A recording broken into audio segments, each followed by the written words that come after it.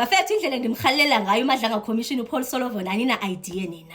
Namhlanje uzo-appeara ku-ADHOC committee sizaweva ke lo manga akazathi awaqambe against uGeneral Nhlanhla Mkhwanazi, uNational Commissioner Fanny Masemula plus uGeneral Khumalo, ngoba uthe efika nje lo magama amathathu sekeyotshilo nje into yoba babelonga eprison, engazi into yoba oyena muntu esimfuna ejele thina nguye, oyena muntu obelonga ejele nguye. Hayi ke uchilo khona phetsho khona into yoba about 15 generals if not mistaken and 18 brigadier imigulukudu nje nani, andingaboni into obukhona umgulukudu ogqitha yena, ngoba njengoba bekicimba untouchable nje nesiphi isithuzi beke ngathi unaso esobuntontoni forensic expert into yona lo nto eshiywe lixesha siphelile right now. Right now usikhabele ezipalini asacenga ukuthandwa nakuthenjwa, futhi sikhona ezethu esibanazo ukuzithemba nyala kula parliament esilindele into yoba zimbuza imibuzo, but ke nyalazi ithemba lethu into yoba singanalo bajike basidisappoint. Asikho apho, mamelani ke ngoku abakwazi ngambuza into yoba ufike nini eSouth Africa uPaul Solomon, wafjikwa ngespeed esinjani eso akaye wazibhaqa seke yipolice reservist. Ndikhalela nje i-CV yakhe ukuyiza nayo kahle, ndifuna ukwazi qualifications, uzeziphi eziqualifications akanazo sekezoba yi-forensic expert nje, ene bazazi verify na even ezo qualifications zakhona, because ungumuntu ofike wazibeka kwi-status, wazibeka kusikhundla esiphezulu engathi ungungantweni nje.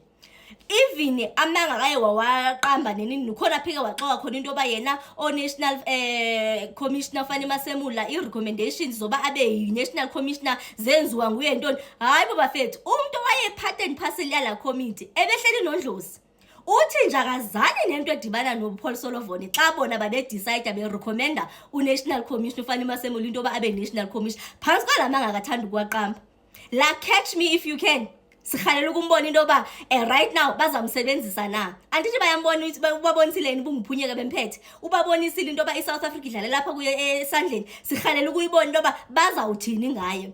We are General Nhlanhla Mkhwanazi, and General Nhlanhla Mkhwanazi is us and asijike. There is nothing, even if angafika kula parliament athi uGeneral Nhlanhla Mkhwanazi wabulala umuntu, uGeneral Nhlanhla Mkhwanazi wenza le wathini kuza ngena ngapha kuphume ngapha, akhona into akangayithetha uPaul Solomon esingamthemba thina. Sesimbonile ukuthi he is not a credible witness. So nje we are looking forward to kuva into obuzathini. Cha, I hope into yoba eza members esithume pha eParliament into yoba sisi represent as South Africans, they'll do right by us when it, especially when it comes to this one. This buza futhi ba ibe umcimbi ka Brown Mkhotsi ke ngoku, because inoba yeni into besike phephela ngayo doja ngayo since uPaul Solomon engezi inoba nami zabe seniphephela ngalonto ba izawuthini into yakhe, because ne speaker bese sinayo lantu babazukwazi ukusaphinwa bazukwazi ukuthini phansi kwala safety ntontoni bekethethe ngayo uPaul Solomon seke safe ngoku, because akukho apho ndive khona sokuthethwa ngonto yoba hayi kuthiwe bazawutightness security bazathini for uPaul Solomon, but naku ukwazile ukuthi gqi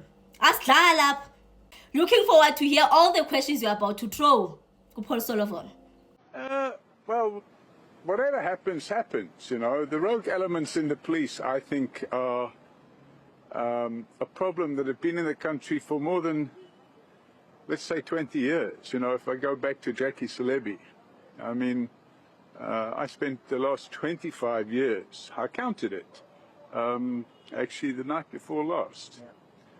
15 generals and 18 brigadiers are facing criminal charges because of the investigations I've done. And now we have a couple of rogue generals like Khumalo, Mkhwanazi, Masemola. The three of them, the gang of three, they all belong in prison. And hopefully, after I've given my evidence, they will start seeing that. Thank you.